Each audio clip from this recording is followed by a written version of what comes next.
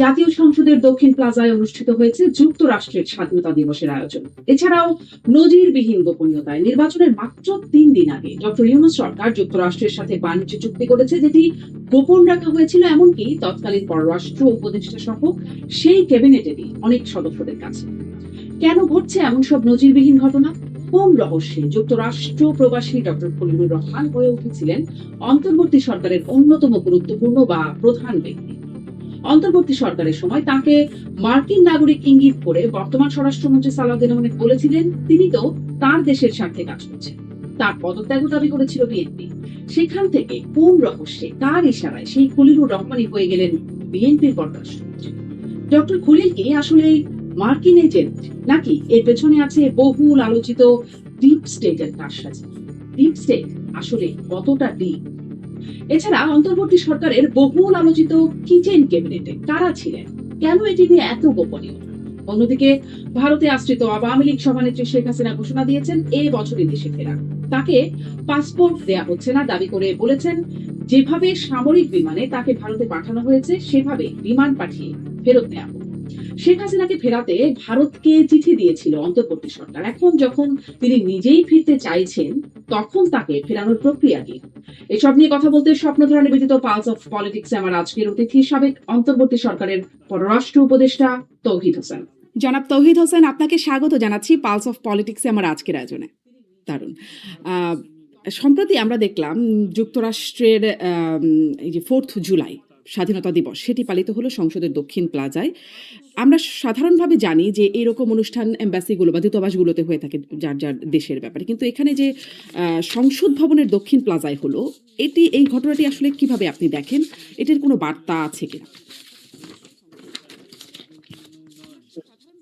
বার্তা আমি এটাতে মনে করি না। ব্যাপারটা হলো এটা এবারের যে অনুষ্ঠানটা এটা একটু বিশেষ মার্কিন যুক্তরাষ্ট্রের জন্য, কারণ তাদের 250 বছর পূর্তি তাদের জীবনের,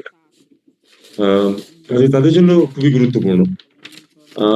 এর চেয়ে বেশি কিছু আসলে আমি জানি না, কারণ কিভাবে এটা একটু আনইউজুয়াল তো বটেই, সন্দেহ নেই। তবে এতে তো বড় কোনো দোষও আমি দেখি না। ক্ষতি আছে কি? আমাদের এই জায়গাটা আছে, তারা যদি চেয়ে থাকেন যে তাদের 250 বছর পূর্তিটা সেখানে হোক, এটা দেওয়াতে আমি দোষের কিছু দেখি না। আরো বিভিন্ন দেশ চাইলে আমরা এটা দিব, যে বন্ধু রাষ্ট্ররা যারা আছে। এটা তো আমাকে জিজ্ঞেস করলে হবে না, এটা আপনি যারা এখন দায়িত্বে আছেন তাদেরকে জিজ্ঞেস করুন। যে এটা আনইউজুয়াল আপনি বলছেন, এই আনইউজুয়াল জায়গায় কি ধরেন বিভিন্ন রকম কথা, বিশেষ করে 5ই আগস্ট তার আগে এবং পরে যেগুলো প্রচলিত, যেমন ধরেন শেখ হাসিনা বলতেন, সাবেক প্রধানমন্ত্রী, তিনি প্রধানমন্ত্রী থাকা অবস্থাতেও বলতেন যে যুক্তরাষ্ট্র চায় না তিনি ক্ষমতায় থাকুক, ক্ষমতাচ্যুত হবার পরেও তিনি বলেছেন তার ক্ষমতা পতনের পেছনে যুক্তরাষ্ট্রের ভূমিকা আছে। আমরা এমন কথা শুনেছি জুলাইপন্থী চিন্তাবিদ ফরহাদ মজহারের মুখে, যুক্তরাষ্ট্রের স্টেট ডিপার্টমেন্টের সাবেক কর্মকর্তা মাইক বেঞ্চ, অর্থনীতিবিদ জেফ্রি স্যাক্স থেকে শুরু করে এমনকি ডোনাল্ড ট্রাম্পের মুখেও প্রেসিডেন্ট তিনিও বলেছেন $29 মিলিয়ন সহায়তা দেওয়া হয়েছে বাংলাদেশের রাজনৈতিক একটা পরিবর্তনের পেছনে। ফলে কিছু কিছু কথা মানে অনেকের কানে আছে। সেখান থেকে আসলে এটা কি একটা যুক্তরাষ্ট্র এই কাজে সাহায্য করেছে, ফলে তাদের প্রতি একটা বিশেষ প্রতিদান, বন্ধুত্ব বা যুক্তরাষ্ট্রমুখিতার একটা ইঙ্গিত কিনা? প্রশ্নটা একটু লম্বা এই কারণে যে ধরেন এটা তো শুধু একটা আনুষ্ঠানিকতা, আপনি বলছেন এটা ক্ষতি নাই। মার্কিন চুক্তি সেটা অনেক আলোচিত। বাংলাদেশের অর্থনীতিবিদ, রাজনীতিবিদ, বিশ্লেষক তারা মোটামুটি এক বাক্যে বেশিরভাগই বলছেন যে এই চুক্তিটা বাংলাদেশের স্বার্থ পরিপন্থী হয়েছে। এমনকি যদি আমি এআইকে বলি সামারাইজ করতে, এআইও বলছে যে এটা আসলে বাংলাদেশের স্বার্থ পরিপন্থী চুক্তি হয়েছে। ফলে এটি কি আসলে যুক্তরাষ্ট্রের ভূমিকার একটা প্রতিদান? এটা নিয়ে একটি কমেন্ট আমি করেছিলাম, সেটা নিয়ে প্রচুর আলাপ আলোচনাও হয়েছে। সেটা হলো যে চুক্তিটা যখন একেবারে শেষ মুহূর্তে হয়েছে, আমি ব্যক্তিগতভাবে আমি এটা বলেছিও যে আমি মনে করি আসলে এটা আমরা না করে বরং নির্বাচিত সরকার যেটা আর কয়েকদিন পরে আসছে তাদের হাতে ছেড়ে দিলেই ছিল। এটা এক। দ্বিতীয়ত হলো যে আমি বা পররাষ্ট্র মন্ত্রণালয় এটাতে জড়িত ছিল না, এটুকু।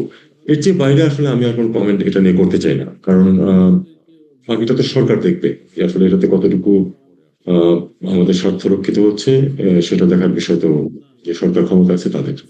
হুম। সেই সরকারে আপনি পররাষ্ট্রমন্ত্রী ছিলেন। স্বাভাবিকভাবে ভাবলে এই বিষয়টাতে আপনার যুক্ত থাকবার কথা ছিল। কিন্তু এই যে অস্বাভাবিক এখানেও একটা ব্যাপার। আপনি ওইখানেও একটা unusual শব্দ ব্যবহার করছিলেন। এটাও একটা খুবই unusual ব্যাপার যে আপনি জানতেনও না ওই সময় যে চুক্তিটা তখন হয়ে যাচ্ছে।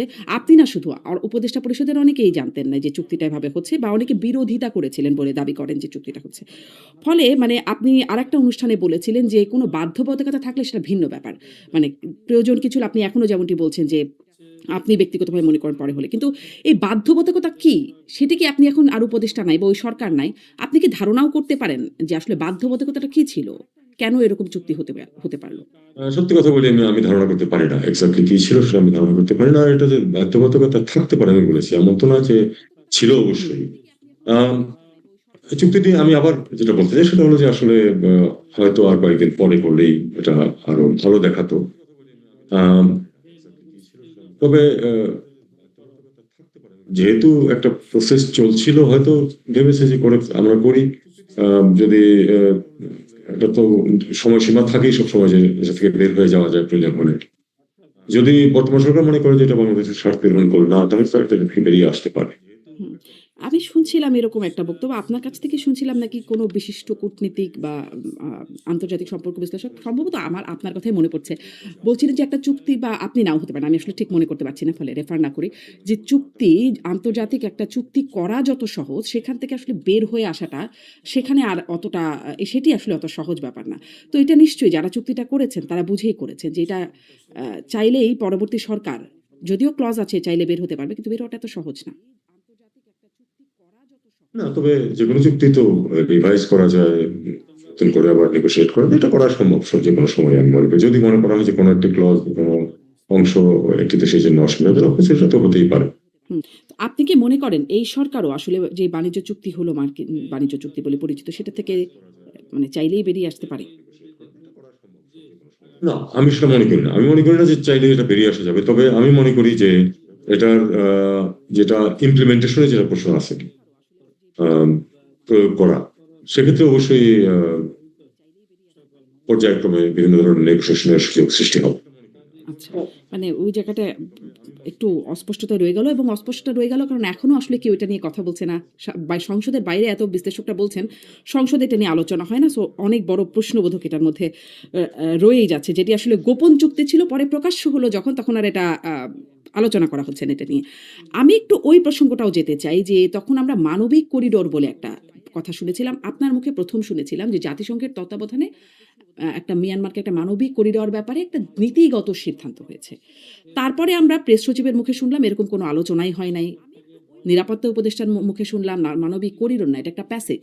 কিন্তু সেই করিডোর আর প্যাসেজের মধ্যে পার্থক্য কি সেটা আমরা কেউ বুঝলাম না ঠিকমতো। মানে উনার কথা থেকে আমরা স্পষ্ট হতে পারলাম না। তারপরে আপনাকে আরেকটা আয়োজনে জিজ্ঞাসা করা হয়েছিল, আপনি বলেছেন এ ব্যাপারে প্রশ্ন না করতে। এবং তারপরে আরো আমরা দেখলাম সেনাপ্রধান সরাসরি বলে দিলেন, "নো ব্লাডি করিডোর বিজনেস।" আসলে কি হয়েছিল? তার মানে পরিক্রমাটা আমরা এভাবে দেখেছি। কি হয়েছিল?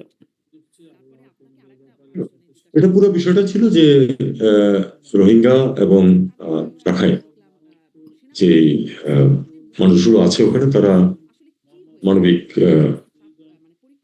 দিক থেকে একটা খারাপ অবস্থা ছিল, কারণ তাদের কাছে খাদ্য ওষুধ পৌঁছছিল না ঠিক মতো, বা লিগালি পৌঁছেছিল না।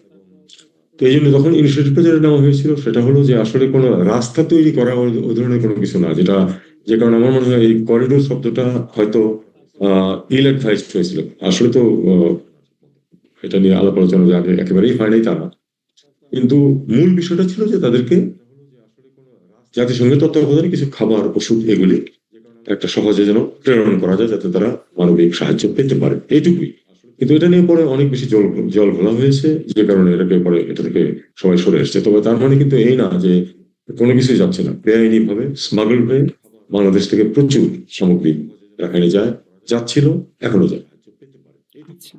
আ এই সব বিষয়গুলোর মধ্যে আমরা নিরাপত্তা উপদেষ্টাকে দেখেছি। তিনি শুনতে পেতাম যে তিনি হচ্ছেন আ ডি ফ্যাক্টো প্রধান উপদেষ্টা। অনেক সময় এটা বলা বা ডেপুটি প্রধান উপদেষ্টা এরকমটা অনেকটা বলা হতো। মানে তিনি অনেক গুরুত্বপূর্ণ ভূমিকা পালন করতেন এবং এই বাণিজ্য চুক্তির পেছনেও আমরা জেনেছি যে তিনি আসলে ভূমিকা পালন করেছেন। এবং তিনি আসলে মানে ৫ই আগস্টের পরে যখন আপনাদের সরকারটা গঠিত হলো তখন অনেকেই যুক্তরাষ্ট্র থেকে উড়ে আসলেন। অনেকেই বলেন তিনি যুক্তরাষ্ট্রের স্বার্থে কাজ করছেন। আপনি তার দীর্ঘদিনের বন্ধু। এরকমটা ভাববার বা বলবার কি কারণ আছে? মানে মার্কিন চুক্তি সেগুলো একটা রহস্যজনক ব্যাপার তো আছেই। তারপরে রহস্যজনকভাবে এই সরকারের তিনি পররাষ্ট্রমন্ত্রী হয়ে যাওয়া, এই রহস্যগুলোর কোনো সমাধান হয় না বলেই এই প্রশ্ন যে তিনি আসলে যুক্তরাষ্ট্রের স্বার্থে কাজ করছেন এমনটি ভাবার সুযোগ আছে কিনা? দেখুন, এই যে উপপ্রধান উপদেষ্টা ইত্যাদি এগুলি নিয়ে আমরা রসিকতা করতাম। আরো দুই একজন যারা একটু ইনফ্লুয়েন্সিয়াল ছিলেন তাদেরকেও এগুলি কথা বলা, এটা নিতান্তই আমি মনে করি যেটা আলাপ আলোচনার একটা বিষয়, জাস্ট ইনফর্মাল কথাবার্তার বিষয়। নিঃসন্দেহে প্রফেসর ইউনুসি তার নির্দেশে আমরা কাজকর্ম করতাম। আহ, তো